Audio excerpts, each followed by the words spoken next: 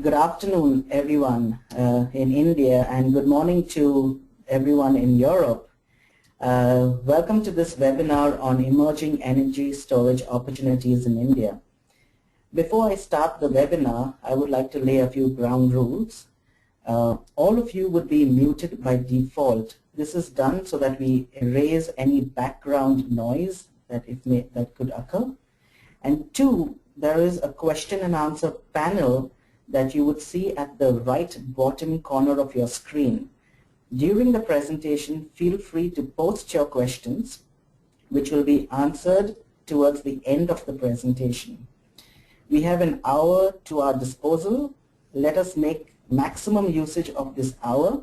We would have around 30 to 35 minutes of presentations, followed by around a 25-minute question and answer session. So let's start today's discussion.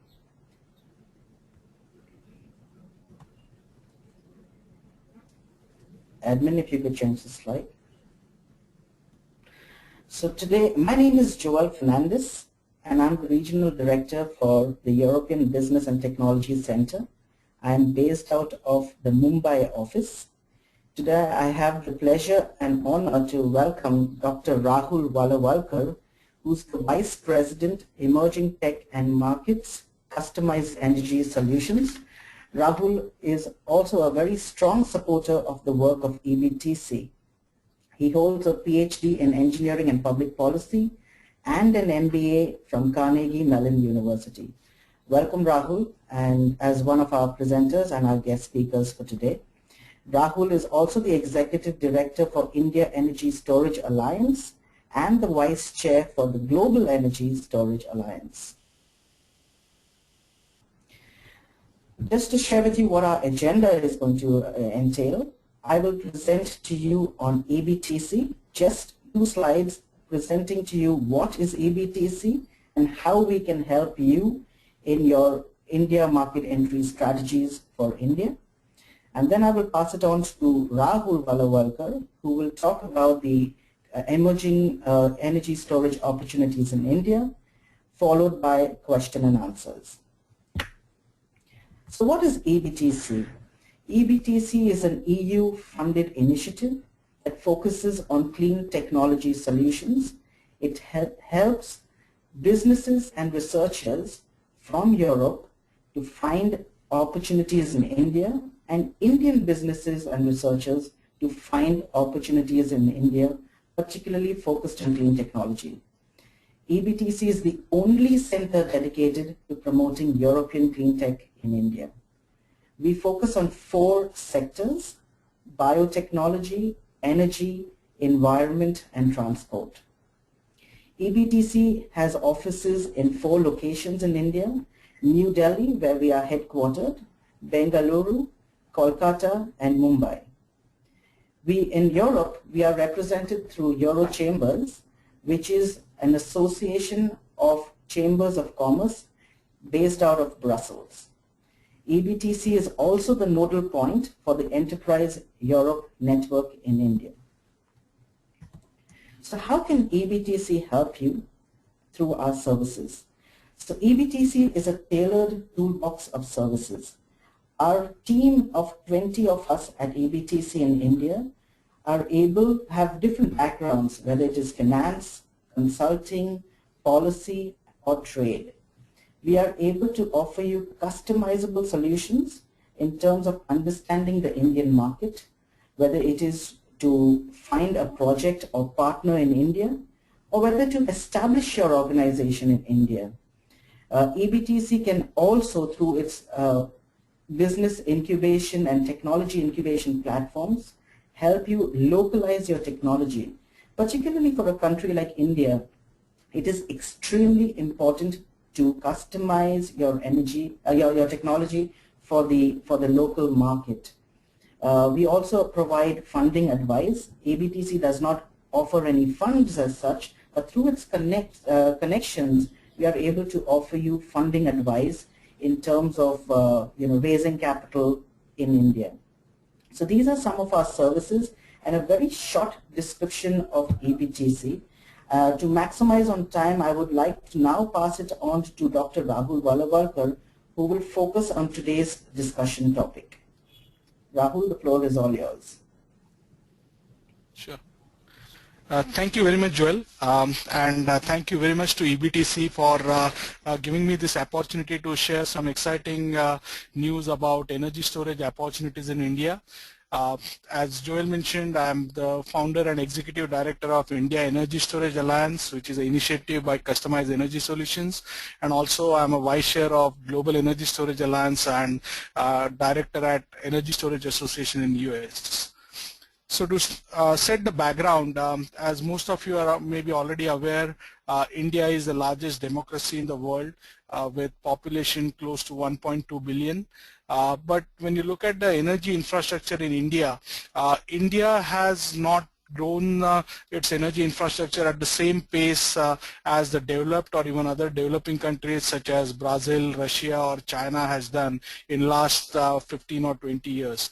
And that's where there is a significant gap currently between supply and demand, where in India, in different parts of the country, customers, particularly commercial, industrial customers or residential customers are faced with very much scheduled load shedding activities which are used as a primary tool for balancing the grid.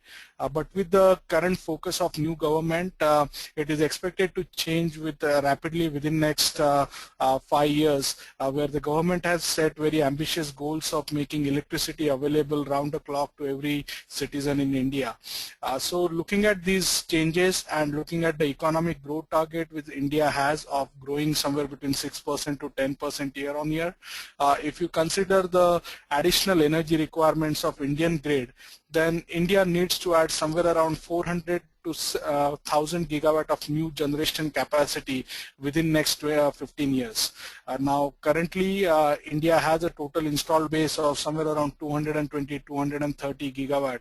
So you are looking at least doubling or maybe increasing it by additional 4 times within a span of next 15 years. And that is a very challenging task. It's not unprecedented. China has demonstrated ability to do that. China has added year on year somewhere around 75 to 125 gigawatt of new generation every year for more than last decade. So technically it can be achieved, but given the democratic nature in India as well as some of the challenges of fuel availability, India has realized that this is not going to happen only with centralized generation resources. That's where India is looking very aggressively at use of renewable technologies for meeting some of the challenges. Currently, India is already one of the leaders in adoption of both wind and solar. India has, as of end of last year, installed more than 20 gigawatt of wind and currently has more than 2 gigawatt of solar installed. But they are with Ministry of New and Renewable Energy at central government, they have a very aggressive plan of adding at least 50 gigawatt of additional renewable energy with 30 gigawatt of wind and 20 gigawatt of solar by 2020 on the Indian grid.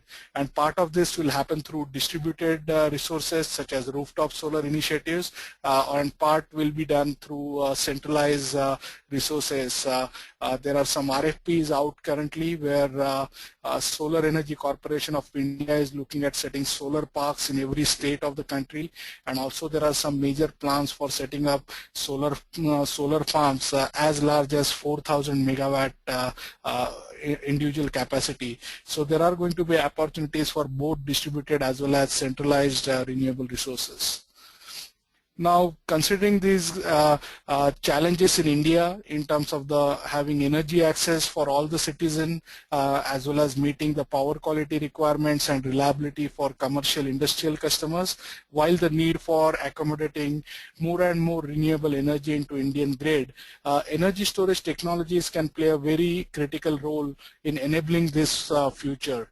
Now, when we talk about energy storage technologies, lots of time people think of mainly either lead acid batteries or pumped hydro, and both are very essential part of the energy storage technology landscape, but they are sort of two extremes.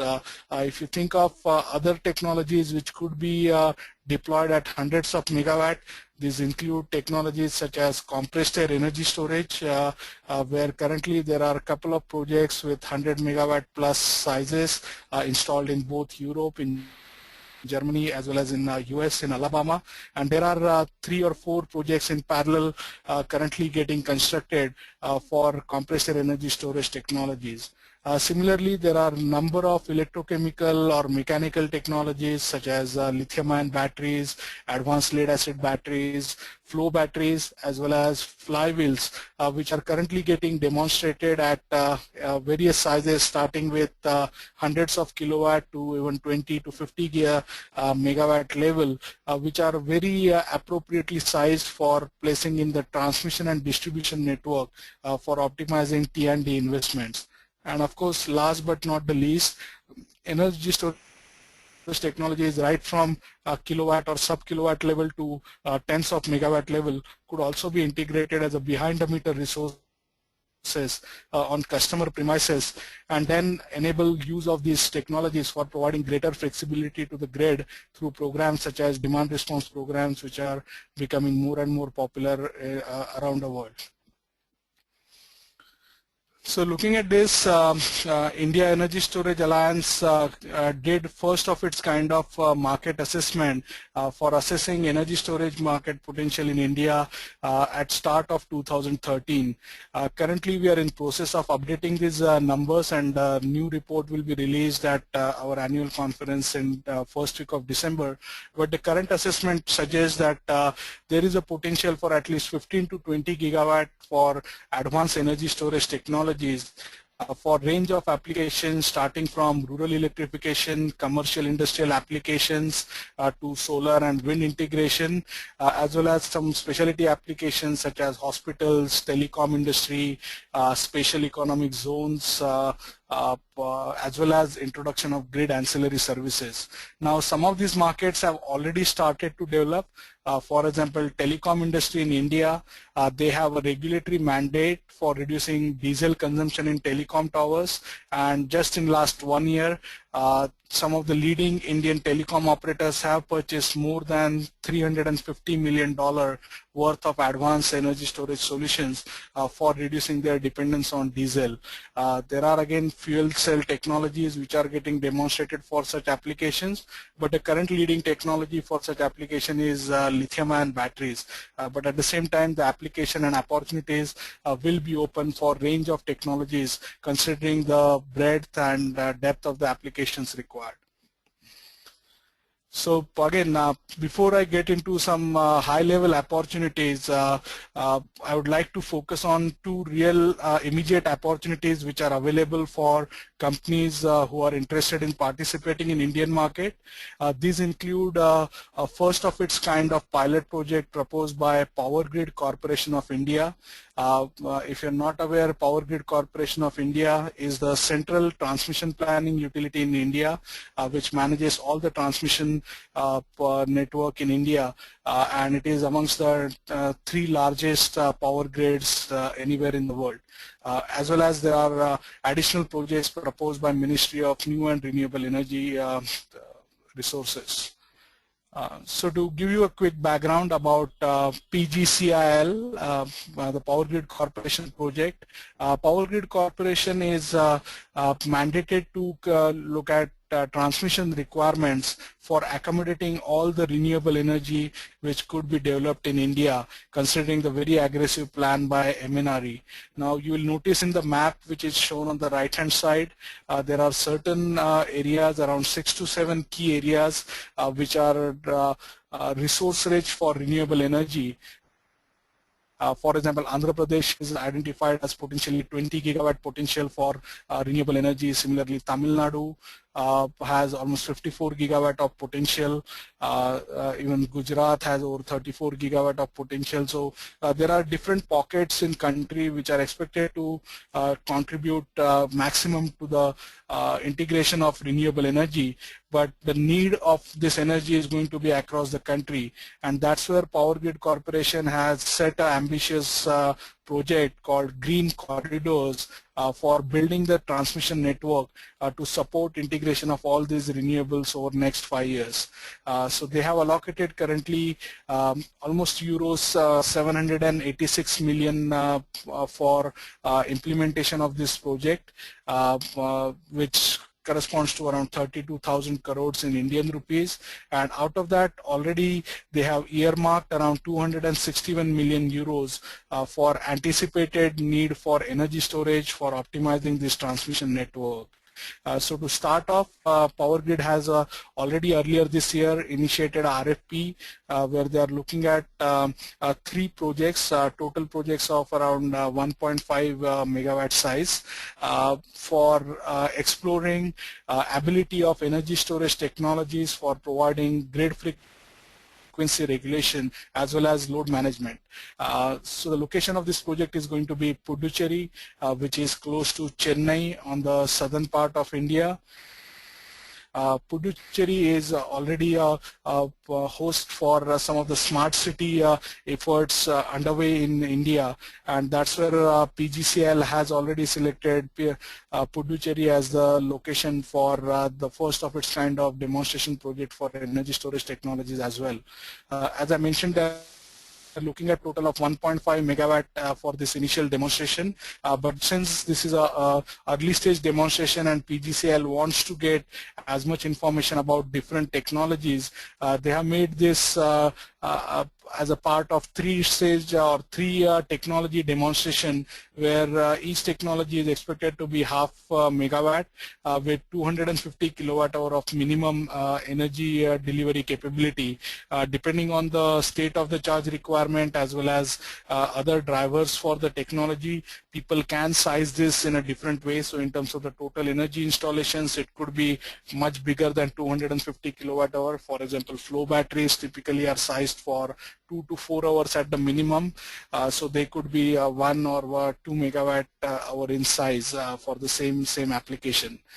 So PGCIL has clearly identified 3 categories. One category is reserved for advanced lead acid technologies, one category is reserved for lithium-ion chemistries, and the third category is open to either alkaline, flow batteries or sodium-based batteries such as sodium sulfur or sodium nickel chloride. So currently RFP responses are still open. They were originally scheduled to evaluate these responses by October 7th, but because of some of the holidays in India earlier in the October, they have now extended it to 21st October, and the selection is expected to take place by December 2014. And by March 2015, they are expecting some of the initial installations will be completed. Now the reason for the frequency regulation is that as you are aware, frequency regulation is one of the key ancillary services which is required for maintaining the grid frequency at a steady level. Most of the developed countries and in Europe also, the frequency band which is allowed is very tight. It is typically 0.02 hertz around the rated frequency.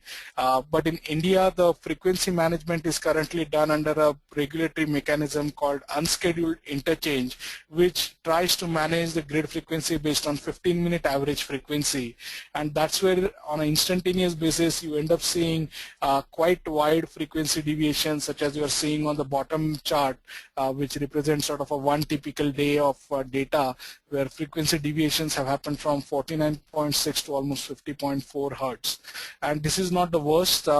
We have over 2 years of data which we have compiled for 4-second frequency interval, where we have noticed frequency deviations almost from 49 hertz to greater than 51 hertz. So this is definitely an issue which needs to be addressed, and currently Central Electricity Regulatory Commission, which is equivalent to Federal Energy Regulatory Commission in US, is currently working on policy paper for introduction of ancillary services in India.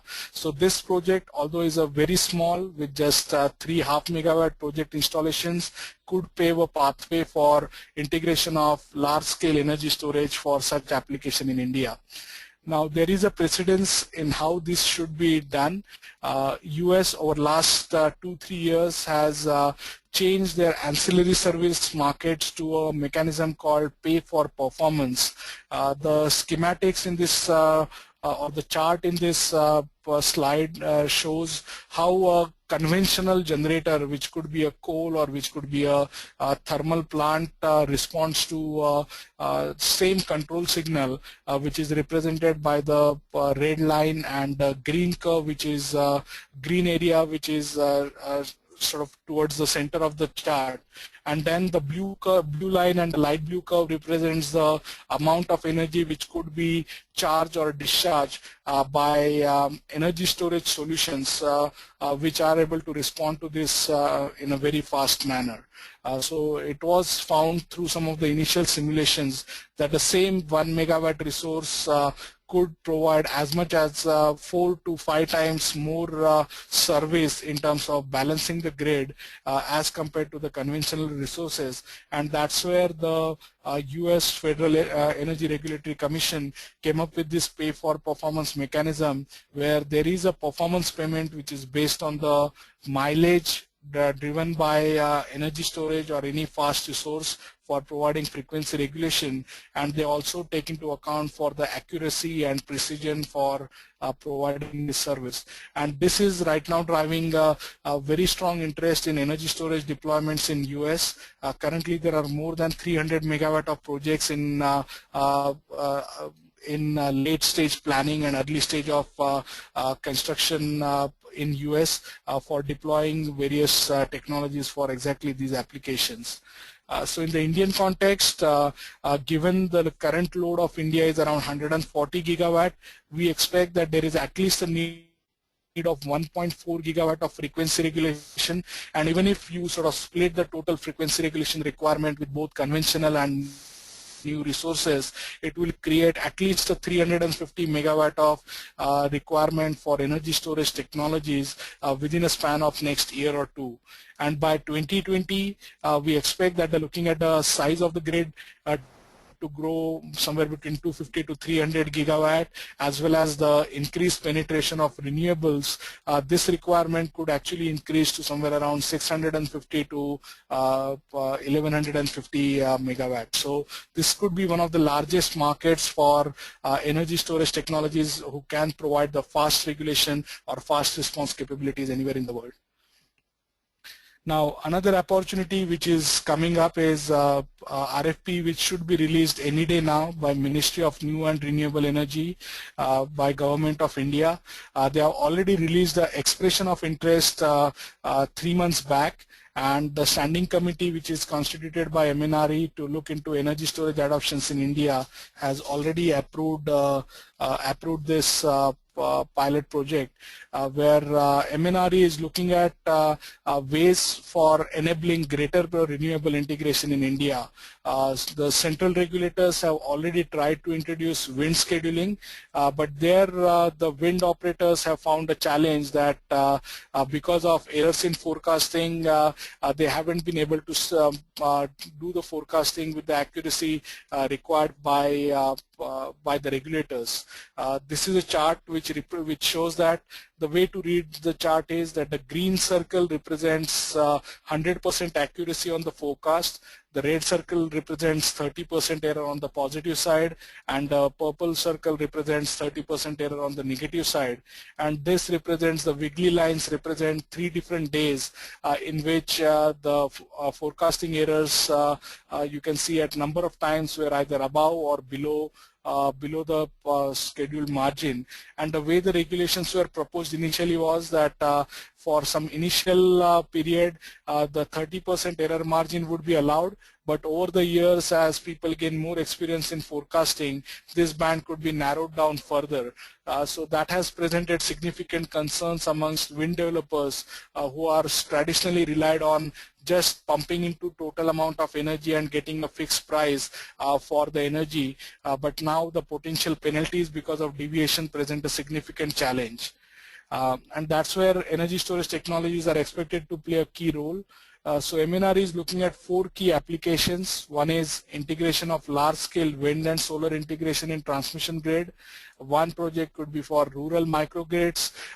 Then there are two projects which are again megawatt scale, where one for microgrids in either commercial, industrial or residential sites. So these are expected to be like 2 to 5 megawatt in size, as well as MNRE is looking at demonstration of standalone energy storage system for say commercial or industrial customer as a demonstration as well. MNRE has made it completely open and completely technology neutral, so there is no barrier for any technologies. Of course, ideally the technologies which are being looked at are say up to 100 kilowatt for the rural microgrid, and for like 1 to 5 megawatt for the other applications. So some technologies may still get eliminated because of this choice, but otherwise MNRE has made it completely technology neutral. Thermal storage for solar is not included because there is a separate dedicated program for those type of demonstrations, but otherwise all other type of technologies are welcome to participate. So this RFP is going to be released sometime this month, and it is expected that the selection process will get completed by February 2015. MNRE will monitor the results of these projects over 3 to 5 year period, and will also use these projects to come up with additional opportunities for integration of storage. And one thing I would like to highlight, that the opportunity is not only limited to these 4 projects, but in principle there is a very strong interest in encouraging all appropriate technologies. So apart from this one particular pilot, it is anticipated that there will be somewhere around 4 to 5 additional projects which may get selected either under the smart city demonstration program or under solar demonstration program. So what the committee has decided is that any projects which are technically qualified will also be recommended to some of these other opportunities which come up in near future. So again, if you have a technology which you want to bring to India, I will encourage you strongly to consider participating in this MNRE program and present your technology to MNRE. Now, apart from this, there are other opportunities such as smart grid deployments. India has already released a smart grid roadmap where they are looking at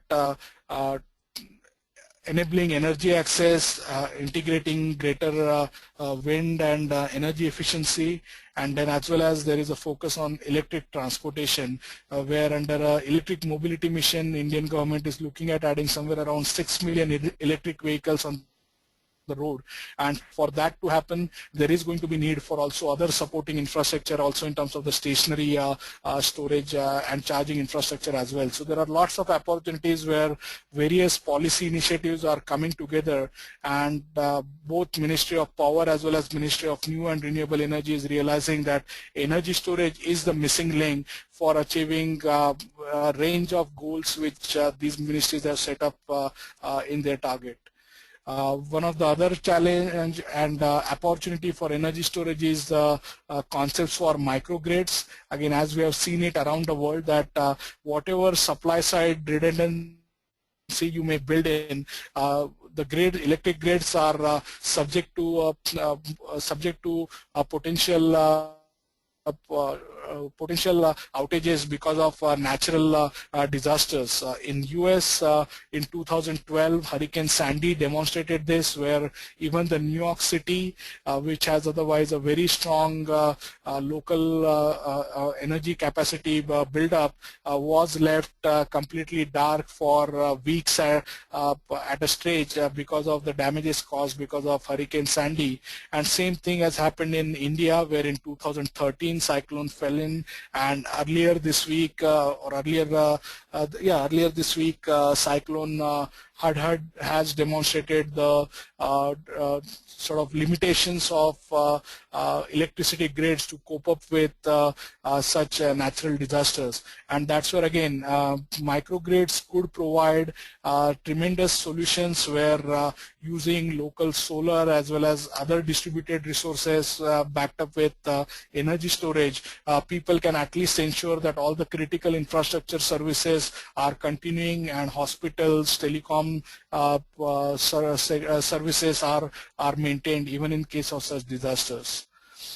Now, apart from this, there are also opportunities purely on the commercial level, where, as you know, that India has plans to build more than 100 smart cities. Now, these could be for millions of people, but while we are waiting for these large smart cities to be built, there are actually more than 300 ultra-modern townships getting built purely through private resources at this moment. Just actually out from my window here in office in Pune, I can see actually 3 of such townships, and this township is the one which is closest to our office here, where they have a complete special economic zone with companies such as Accenture, TCS, and leading IT companies present, with almost 30, 25-story skyscraper buildings. But typically such townships get developed in areas where land is cheap. So these are built slightly on the outskirts of the main cities, where typically the electric grid could be weaker. So such townships are getting built with lots of green features, but then ultimately for electric reliability, they depend on diesel generators for backup. And once the township starts operational, the occupants have to pay for the high charges for this diesel consumption, and that's where there is now a very strong interest in exploring use of energy storage technologies at township level or as a community resource, where people don't have to put in individual UPS systems at homes, or people can avoid dependence on diesel generator in case of power outages. There are also opportunities for integrating storage as part of various energy efficiency and demand side management initiatives. Particularly, I would like to highlight in this area opportunities for thermal storage, because lots of time when you talk about energy storage, people only think about electrochemical batteries. But we as India Energy Storage Alliance have a completely technology neutral approach, and we also believe that technologies such as thermal storage are going to be very essential part of solution mix in Indian context, because what is happening right now for most of the utilities in India is that the middle class in India is growing at a much faster rate, and something which has happened maybe in Europe or US in 70s, where people started switching from just using ceiling fans to using air conditioner. The same transformation is happening in India right now, and that is causing a problem for utilities, where the peak load goes up very much, and the nighttime demand is not rising as fast. So in terms of doing the integrated resource planning, thermal energy storage technologies could provide a perfect solution for a country like India, where the transmission and distribution networks may be already stretched thin to try to meet the peak demand requirements during the day. The only way right now utilities are managing this is by using load shedding, that is mandatory load curtailments for customers directly at the feeder level, but by incorporating better control technologies, integrating building automation, demand response technologies along with thermal storage, we can definitely provide much more better choice and alternative for consumers. I already touched base on this in terms of the electric mobility mission. India is one of the fastest markets for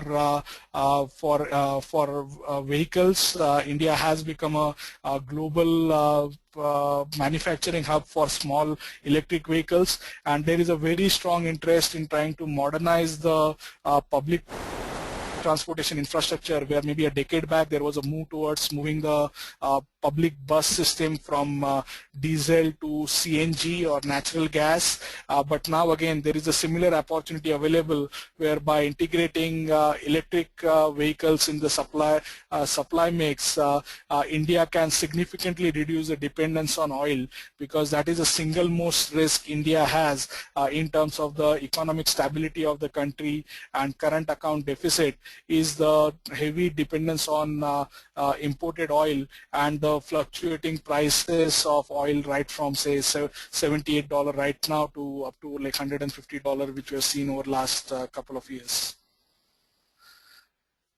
But now again, I think we are getting towards end of the allocated time, but I'd like to just mention that the opportunities which I've highlighted are just tip of the iceberg. As I mentioned in my opening remarks, telecom sector presents a huge opportunity. The $350 million worth of lithium-ion battery purchases which have happened in last 1 year, they represent only maybe around 20% or less than that of the current market which is open.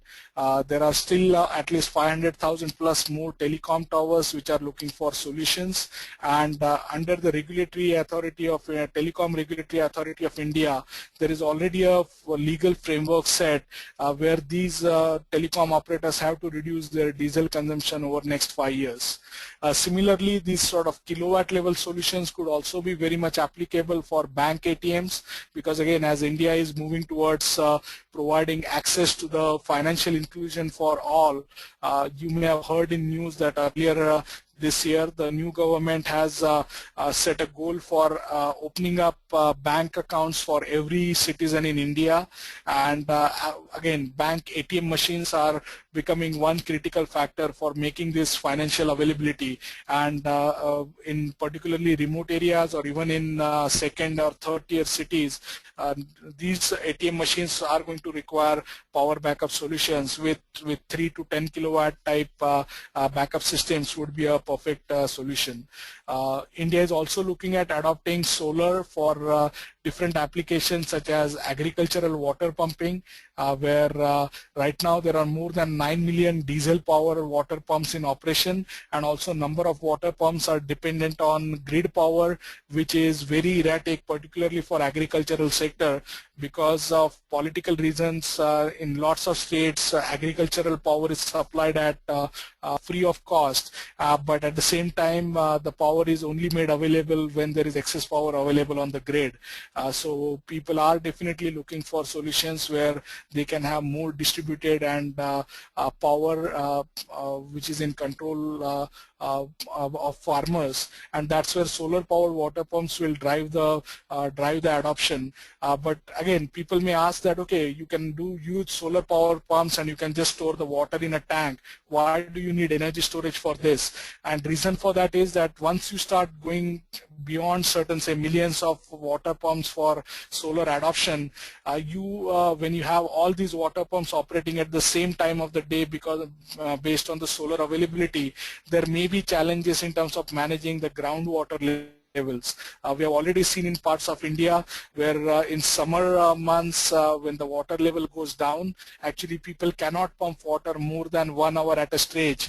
They may have to do it where 1 hour they pump the water, then wait for 4 hours for the groundwater to replenish, and then again pump. So if you are only relying on solar water pumps, then you are going to have limitation in terms of how much water pumping is achieved during the day, whereas if energy storage is integrated, there will be a lot more flexibility for also managing the groundwater resources. I've already talked about the energy access challenge. There are currently almost 300 million people in India who do not have access to any energy at all, and so again, this all presents a huge opportunity for energy storage technologies. And as part of our analysis, we have looked at different states, and these opportunities are present across India. And again, if anyone has more interest, we have a complete detailed reports available which provide insights into regional opportunities for energy storage. So with this, I'd just like to take 2 minutes to brief you quickly about India Energy Storage Alliance. As I mentioned at the start, IESA was launched in 2012 by Customized Energy Solutions to help technology and system integration companies to help understand India market opportunities. In 2013, we also expanded the network as a knowledge partner network with also an aim of educating key users of energy storage. So as you see that Power Grid Corporation, which has launched the first pilot projects in India, is part of the network, and we have been working with them over the last 1 year to help them in design their program. But again, you'll notice a good mix of both technology providers as well as potential users as part of the network. We are also, apart from directly working with companies.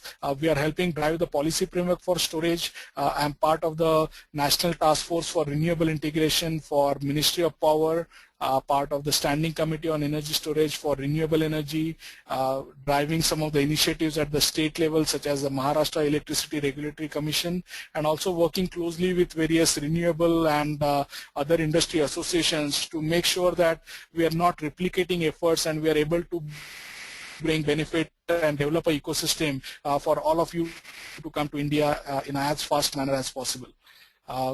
If you need more information, you are welcome to visit our website, which is www.indiaesa.info. There is lots of free information available on site, but if you are a member, then you also get access to additional member-only resources, which also include a section where we regularly update RFPs and tenders available related to the energy storage technologies.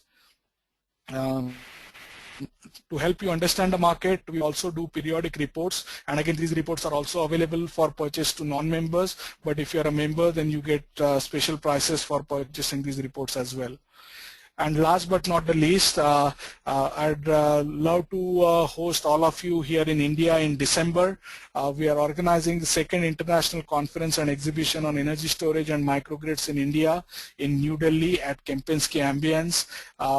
We are getting tremendous response from all corners of the industry as well as users and policymakers. We are going to have a special policymaker only workshop in collaboration with IRENA, where we are expecting policymakers from over 15 countries in Asia Pacific region to come in and participate and learn from each other's experience on how energy storage can help accelerate renewable deployment in countries such as Philippines, Indonesia, Sri Lanka, Bangladesh, Australia, India, Japan. So again, please, if you are interested in this area, please use this opportunity to join us. And as a member of EBTC, you are entitled for a special 20% discount till 1st of November. So again, I'll encourage you to join us. And there will be also be exhibition opportunities available. You can either coordinate through EBTC or approach us. We are looking at possibly hosting a special European pavilion if there is enough interest from all of you. So to conclude, again, I'd like to reiterate that India presents a huge market for advanced energy storage and microgrid solutions. Already, India spends around 2.7 billion euros each year on lead-acid batteries. And again, some of the opportunities which I have talked are not only dependent on the current applications, but we are looking at actually growing the market and addressing new opportunities. So the market size is much, much bigger than what is addressed by current lead-acid battery market. But one thing I would also like to request is that don't consider India only as a market. India also presents an excellent opportunity for collaboration for R&D and manufacturing, and particularly exporting to Asia Pacific as well as African region. And the new government of India has specially launched this Make in India program, where they are looking for providing incentives and enabling environment for making such manufacturing take place in India. So again, if you are a technology developer who has an interesting technology and are looking for partners, will be more than happy along with EBTC to help you in develop such partnerships and develop a manufacturing base in India. So with that, I'd like to hand it back to Joel, and just again, if you have any questions about either EBTC or about IESA, feel free to reach to Joel and me, and both EBTC and IESA together are looking to provide you a gateway for entering this exciting Indian market. And again, we understand that there are challenges in entering India market, but that's where using our collective strengths, we can be a valuable partner for making it as painless as possible for you. So thank you. Joel, do you want to take over? Thank you, Rahul, for that. Yes. Thank you, Rahul, for that very informative presentation filled with statistics and also very focused on the opportunities that lie in India. Right now, let us open this for the participants that have participated on this webinar into and have a question and answer panel. So I would urge you and all the participants, if you have any questions, to please go ahead and now and post your questions on the right-hand corner of the webinar's platform, so that we can take your questions now.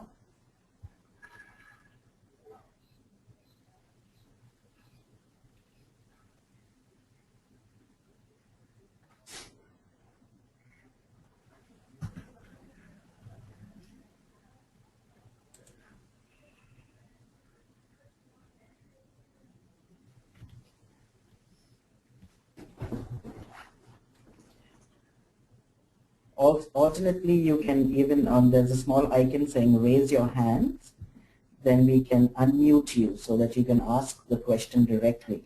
If you are not able to post the question, you can raise your hand. There will be a little icon on your dashboard. Okay, we have a question that is coming in from Katarisan Rajagopal. Is it possible for us to share the presentation through email? Yes, it is possible for us to share this presentation to you, Katarisan, via email. There will also be a video available, a video link of the entire webinar that can be sent to you, so you will get the video link so you don't miss out on the presentation made by the guest speaker as well.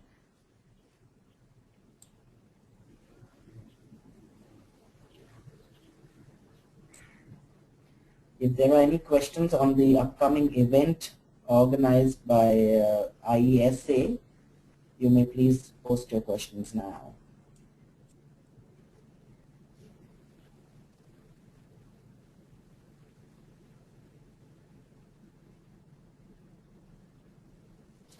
Joel, while people are putting their questions together, maybe I can just quickly explain what we have planned for the event, if that's okay. Yeah, go ahead.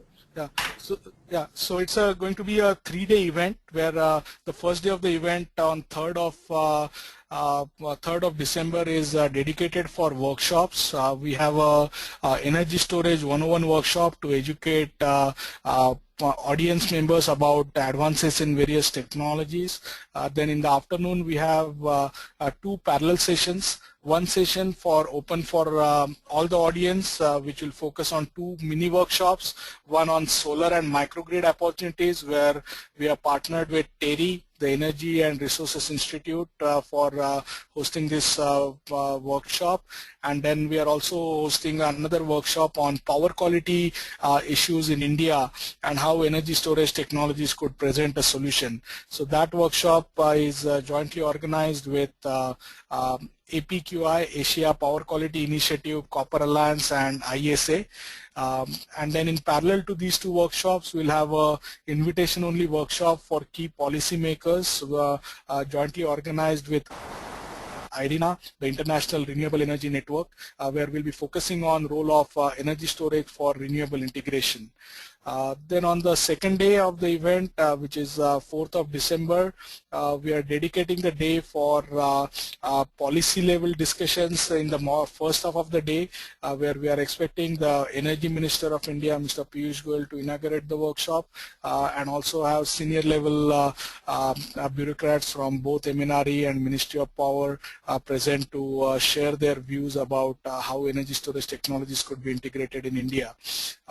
Then in the afternoon we'll have an international panel to talk about energy storage adoption experiences around the globe, and after that we are going to focus on case studies as well as a panel discussion on renewable integration, along with a special panel on Make in India, where we are expecting Mr. Amitabh Kant, who is heading the Make in India initiative for Government of India, will also join us for that, along with some of the prominent industry leaders who have already set up manufacturing in India and a couple of new entrants. Then in the evening we'll have a networking reception open for all, which would be a good opportunity for people to interact with policymakers and key decision makers or customers. And on the final day we are going to focus on smart grids, smart cities in the morning, along with electric vehicles. Then in the afternoon we are going to focus on commercial industrial application and rural electrification, and in the end of the day we are going to have 2 sessions, one on financing, and we will run a 1-hour competition called Innovation Pitch Competition, where we will be there will be around 4 to 5 new startup companies who will present their ideas to a panel of 5 private equity or venture capitalists who are looking at investing into new companies. That's a general format for the 3-day event. And then for a select audience, we are basically also making this event as a part of a special week-long technology tour, where there will be 2 additional days at the start of the week. One will be for site visits for some microgrids and energy storage installations in India, and one will be some additional select roundtable discussions with key policymakers and potential customers, as well as people who choose to participate in the entire week-long program can also get additional one-on-one networking opportunities based on the requirement which they can specify ahead of time. So again, if you're interested, please drop me an email either through EBTC or directly, and we'll be happy to provide you more details. Rahul, we have a question. We have a question from Kativisan Rajagopal, who's from Secutech Automation. The question is, with respect to thermal storage, what kind of incentives provided by government to encourage this technology? Sure. That's a very appropriate question, and right now I would say that state of Maharashtra is at the leading in this. So Maharashtra Electricity Regulatory Commission has already gone ahead with introduction of time of use tariffs, which provide incentives for people to shift their load to off-peak load. But apart from that, there is a special incentive for thermal energy storage, especially in Mumbai, where they have introduced additional incentive for thermal energy storage technologies for shifting such load to off-peak period.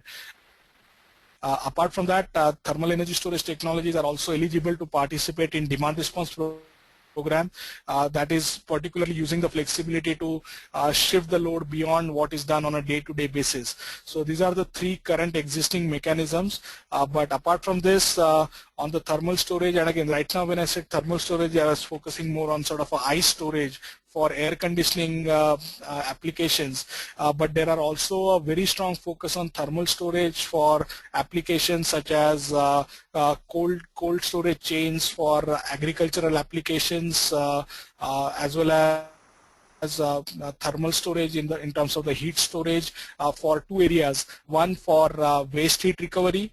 There is a program called PAT, Perform, Achieve and Trade, where Indian government has already identified 8 key energy intensive sectors where they want to improve the specific energy consumption of these utilities, and one easy way to do that is through waste heat recovery and integration of that waste heat into processes, and that's where again thermal storage could be a key player in that area. And the improvements which can be done through such projects could be monetized through this PAT, where basically the companies who are implementing these projects will be eligible for white tax certificates, which could be traded separately in the market.